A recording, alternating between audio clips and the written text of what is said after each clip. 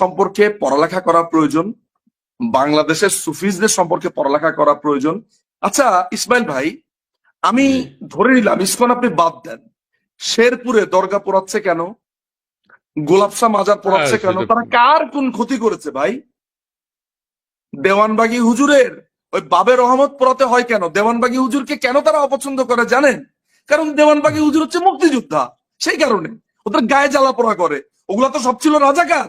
আর দেওয়ানবাগী হুজুর হচ্ছে একজন সাচ্চা মুক্তিযোদ্ধা, যিনি বলেছিলেন যে আমি ইনশাল্লাহ এই সামনের বকরি ঈদ অর্থাৎ কোরবানি ঈদের আগে স্বাধীন হব এবং আমি নামাজ পড়াবো। উনি নামাজ পড়িয়েছেন, শফিউল্লাহ সাহেবের আন্ডারে উনি আপনার যুদ্ধ করেছে।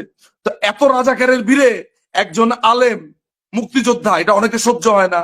অনেক সুফিসরা তারা আল্লাহর প্রেম কেন ছড়াবে? তারা কেন চাপাতি নিয়ে দৌড় দিল না? তারা কেন আগুন দিয়ে পুড়িয়ে দিল না মন্দির? তাই আপনার সুফি রাসূল সাল্লাল্লাহু আলাইহি সাল্লামের প্রেমিকদের উপরে এত রাগ।